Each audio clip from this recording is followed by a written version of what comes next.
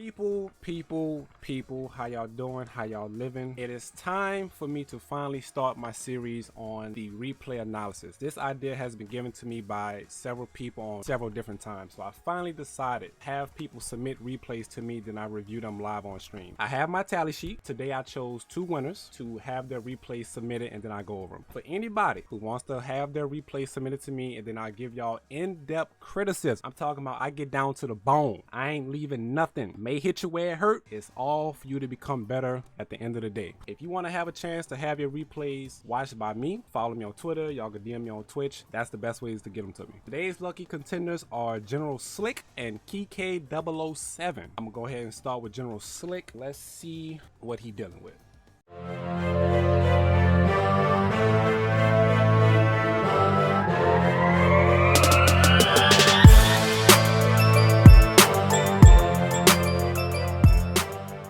Alright y'all, so first things first, let's turn this key display and attack that on.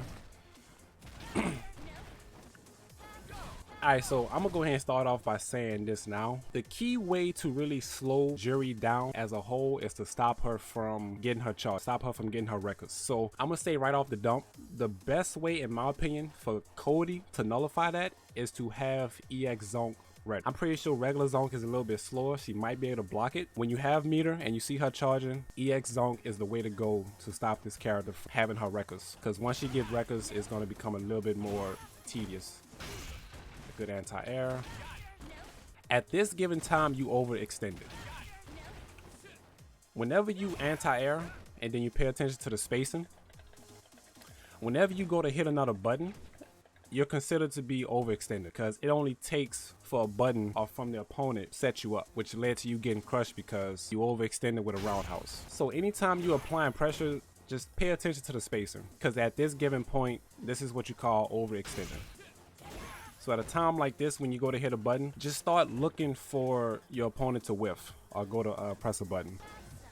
All right, so what's the setup? That was a good jab interrupt. All right. We got some knockdown, we got some Oki. Okay, that was a good V reversal. That was a good walk down, put her back in the corner. We missed the anti-air, but that's okay.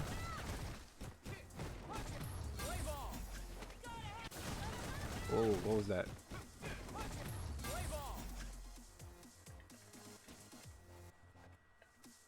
Alright, looked like you fumbled the ball. You didn't really go for an input. Unless you started an input, but you didn't get your input.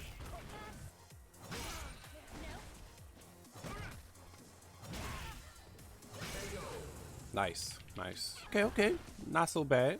I'm saying a few times, well, is this a button that's not coming out or you just standing still? Okay, it looked like you went for a medium, but I'm assuming you was trying to start your charge. I could probably take that into consideration, but the last hit was a mistake? Okay. That was a good jump in. All right, what's the setup? All right, so I'm assuming that we backed up because we respected the DP option, but even so, when you backed up, you decided to go for a standard medium. So this given point again, we have to pay attention to the spacing because even if Jury's low 4 wouldn't have came out, your standing medium would have missed. But I'm gonna just take a wild guess and say that you backdashed to respect the DP. Alright, so maybe you didn't believe that Jury was going to do her forward movement like that, but anytime you go for a jump in, always use your cross up. Any given time you decide to jump, always use your cross up. Even if she did her forward movement, I feel like Cody's cross up would have still hit, maybe, but that's something to take into consideration. Anytime you jump, always rely cross up. That was a good rebound. I think V skill 2 actually goes through the low fireball, if I'm not mistaken. I think if you do the low forward V skill 2, it actually goes through it. It should go through it. Uh-oh, is this about to be a big punish? Nah. This is -14, so if you was unsure about the spacing, you could have just went straight into EX low roughing kick, and then that would have caught it because it's -14. Maybe you thought that roundhouse was gonna crush it, but you can't crush no critical arts, sadly. It'd be nice if you could, but you can't crush it. Oops. I would suggest blocking right here. And this is another thing that you have to pay attention to. Anytime Jury gets store, you have to pay attention to which store she gets because it's at the bottom next to the V meter. So she has the fireball ready. So anytime she does that little forward kick, just be ready for the fireball because the fireball is actually punishable. but you try to contest in the middle, which led to a counter hit setup. In this situation right here, just wait for the fireball. So she used her first store, which is the kick that you're looking at right now. And then her second store is the fireball. But if you would have blocked the fireball, she would have been punishable. You said, which one is the fireball? The fireball is the first one. Kinda has the symbols, if it makes sense. So the kick, it actually looks like the motion of a kick, right? Like it has that curve to it. If the symbols kind of throw you off, the second one is the kick. One that actually looks like a fireball, which is the first one, all the way to the left, that's the fireball. So you could kind of look at the symbols and tell which one is which. So this is the kick, which is the second one, and then the fireball is the first one. So if you would have blocked the fireball, you would have been able to punish her. And this throw that she just did right here, she just gave herself the kick. She just gave herself the fireball. And now she got the, I forgot which one is the third one. Oh, it's that move. Okay. That's the third one. A little dual kick. Yeah, so this is another example of overextending. Right, so this is the spacing that I was talking about. You hit a max space standing medium kick and you decided to overextend, which led to another counter hit. Now she activated V trigger, kind of messed up the setup from the looks of it, and then you tried to rebound at the last second, but she managed to get her low forward out. That was a good contest. Fireball. Yeah, so overall, I feel like right now it's like a lot of overextending. To say that you're an ultra gold, you have a general sense of how to play neutral, but it's small minor details that you're missing that's causing you to get hit in situations where if you was to just sit back and block and then wait for like a whiff button, then the outcome would have been different. A little bit different. Probably not too much of a difference, but a little bit different. But yeah, EX zone is your #1 way to get in. Wow, plus. You could use regular zones to close the distance, but you're coming in -2. So basically you're covering space to come in safe, but you can't press another button. So it's good. Can't go wrong as long as you don't try and steal your turn back. Yeah, so it's like the same situation that keeps happening. You hit that spaced medium kick and then you try to do something else. And it's basically getting you hit every time. So yeah, I definitely feel like that's the main factor right now, is that spaced normal is constantly leading up to a crush because you overextended. Wait, hold on. I just seen something. Oh, okay, yeah, that's what I seen. How's 5th best ROG in the world according to Fight Club? It feels good to me. I don't mind being called the 5th. I knew I wasn't the best, so I'm perfectly fine at being the 5th. I am perfectly fine with it. I ain't gonna ask no questions. I ain't gonna second guess nothing. I will happily take 5th. The spacing right here. Okay, so if Jiggy Fee would have knew, she could have punished this with, I think it's standing light kick into like either light wheel kick or medium wheel kick, whichever one. But yeah, you want to pay attention to the spacing. You don't have the life lead. I was getting ready to say you could have V-reversed it, but in this situation, you actually want your V-trigger to make a comeback. All right. All right. All right. We got the setups. We got the setups. Okay, Slick. I'm telling you, bro. You have the general sense of the game. It's just slight mistakes that's making this round or any round last longer than what it needs to be. It's just minor adjustments that you could make, and then you'll see a big difference in your gameplay. Like right here, like why did you get hit? Wait, you tried to jump? Jerry don't have a command grab, so why would you try and jump right here? I feel like jumping right here should have been the last option. Yeah, like there's no need to jump on Jury. The character don't have a command grab, so it's really no need to jump. Even if they decide to do a tick throw, like jabbing a tick throw, and they bait your jump, they could still like DP you. So this situation where you try to jump is really and truly not worth it. It's probably better if you go for like a backdash. All right, that was a good jump. All right. All right, with the activations. Overhead, okay. I wouldn't have done an overhead. I don't know. I don't think I would have done an overhead right here, because you're +1 on hit, but I mean it works, but I don't think I would have followed up with an overhead. I would either go for a low start, a throw, or a command grab, or even a crouching medium. But an overhead, I mean it works. It works. But I feel like the whole setup went out the window. I feel like you're respecting her at the wrong time. Like at this given moment, she doesn't have meter to do a DP. In this situation right here, there's no need to be backing up. Like she has no meter and you're giving her full respect. And then you did it again. Why? Why did you do that? I ain't practiced my meaty timing off a heavy roughing kick. To be honest, Cody's whole toolkit is good when it comes down to normals. You have standing medium kick, you have standing light kick, you have crouching fierce, you have roundhouse, standing medium punch, EX tornado, and you have zone. Like, his whole toolkit is viable to use, and standing fierce for anti-airs. I confuse my anti-airs sometimes when I have the pipe, but yeah, when you have the pipe, you have to use crouching fierce. It's kind of a mind game. Yeah, I get what you're saying. Overall, try to have a more set game plan when you're playing, right? So pay attention to the spacing, take note to when your button hits at max range, so you know that if you throw another button, it's considered to be overextending. Look for when your opponent wants to throw a button. Start looking for whiff punishments. Start getting more comfortable with your setups. Pay attention to the meter gain so you can know when to respect a character that has a DP, when to respect them and when not to respect them. Because I feel like you had several opportunities where you could have applied pressure, but you assumed that she had a DP ready. She didn't have meter.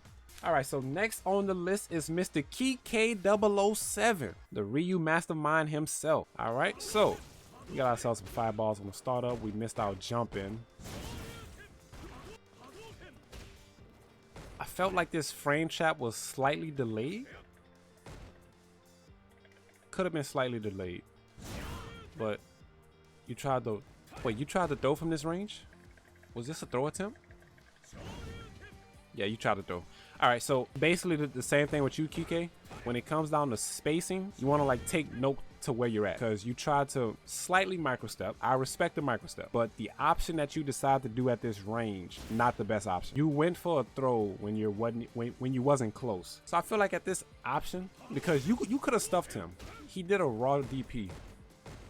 So at this range, I'm not a Ryu expert, but I think you could have done standing medium kick. Yeah, at this range, you could have done standing medium kick and it would have stuffed that. It's either it would have stuffed or it would have traded. He jumped first and he jumped twice in the first 5 seconds. Yeah, yeah. But I mean, if it works, it works. I will only point it out if he got anti-air. But if he jumped and he got away with it, there's nothing wrong with it. If you see that your opponent's not doing nothing about it, why stop jumping? But you know what, since he brought it up, Kike, it's not good to have a jumping habit, but by all means, if your opponent doesn't stop it, by all means continue to do it. I play Ryu. He could have done standing meter kick for spacing. Okay, cool, perfect. So yeah, instead of micro stepping to try and go for a throw in this situation, you could have done standing medium kick to stuff this raw DP. It wasn't even an EX. Right, disrespect your opponent until they give you a reason not to. Exactly. Oh, there you go. There you go. All right, Kike. So what I'm assuming that after this DP, going off of what you just said, he's giving you a reason to not do it, right? So he gave you the reason to stop jumping. So let's see if you notice this and actually stop jumping. So I'm hoping to see less jump. It's either less jumps or no jumps. All right, my dude jumped again, but you know what? You got away with it. All right, so one thing I will say right now. All right, so you plus 11 on this quick rise. There is no need to start a frame trap or a setup with crouching medium. Anytime you go to start a setup, Kike, you want to think about your jabs. You want to think about your standing medium. Yeah, jabs and your standing mediums if you decide to press a button. Or you could go for a throw. It's all about mix-ups. And Slick, I should have told you this too. It's all about mix-ups. Every option you do off somebody's wake-up should be different. Unless you decide to feel like they're going to get hit by the same thing 2 or 3 times. But if it's not that, you should think about something different every knockdown. Street Fighter 5, you need to have your opponent guessing every single time. I wouldn't have done crouching medium kick because you're -1, so you basically gave your turn up. But I could bet money that this Ken did not know that, and he allowed you to press another button. Okay, yeah, y'all went out of standstill. With this crouching medium kick, you gave your turn up. Standing jab, crouching jab, standing medium punch. I don't know if your back roundhouse is plus on block. I see a lot of Ryus do back roundhouse also. So those are all frame trap starters that you could think about. Going straight into low forward because you're giving your turn up. Yo, my dude walked up and got DP'd. All right, so here's another thing to think about too, Kike. Okay, so here's the 1, 2, 3 rule, right? You throw 1 to 2 fireballs. After you throw the second fireball, you should start looking for them to jump at you, because nobody is going to allow somebody to continue to throw fireballs at them. Do like 5 to 6 fireballs from full screen, which isn't bad because he didn't jump at you not one time. As the game goes on, you should start thinking, I threw X amount of fireballs. It's obvious this person is getting ready to jump, which led to this fireball getting jumped on because you threw like 10 at him already. He's going to start jumping at you. So So start considering the 1, 2, 3 rule and start looking for a jump. This fireball is -7. You got the throw punish, which is good because it's a punish, but you could have gotten way more. And even with you throwing him, I would have back through so you could put him in the corner. This is -7. You should have got a full punish off this. Turn up.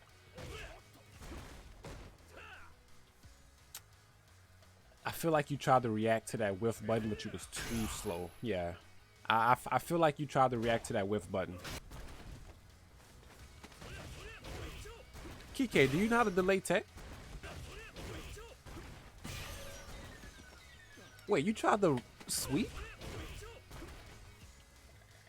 Was that a sweep? Oh, Kike, you tried to wake up sweep? No. If you're gonna wake up with an option, it's either EXDP or standing light punch. Because standing light punch is your 3-frame and your EXDP is your invincible move. Never wake up sweep. Like, no.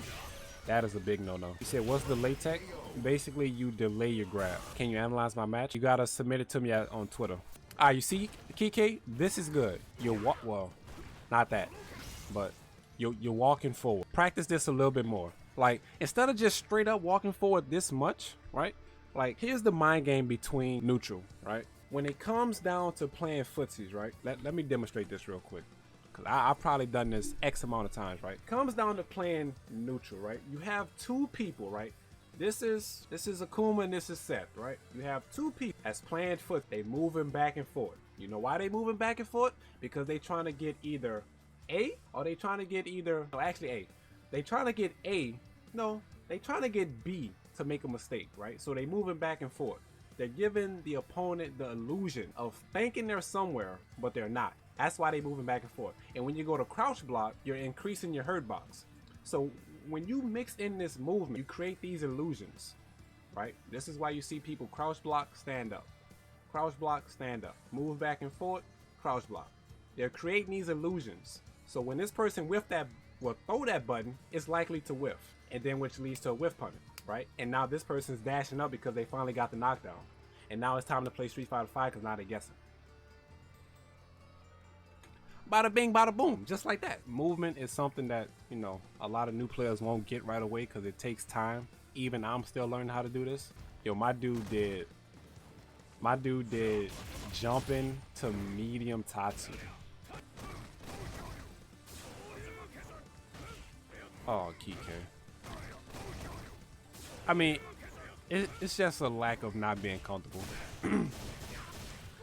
It's just a lack of not being comfortable. That's all it is.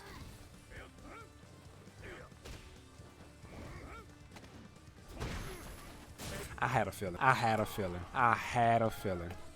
All right, so Kike, from you, yeah, watch some videos, get some tech. So yeah, jump ins, random tatsus, not being comfortable in neutral to where you don't have to commit to this forward movement that quickly gets you in. Better ground movement as a whole.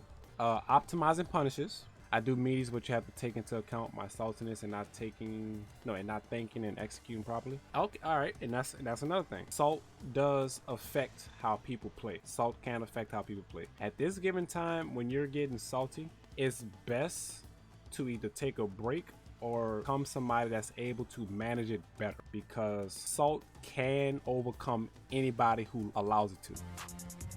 Everybody gets mad. Yo, Zangief, everybody gets mad because when you're a competitive player, everybody feels some type of way about losing. Nobody wants to lose if you're competitive. It's just that everybody handles it different. For those that allow it to overcome them, you will see a change in your gameplay.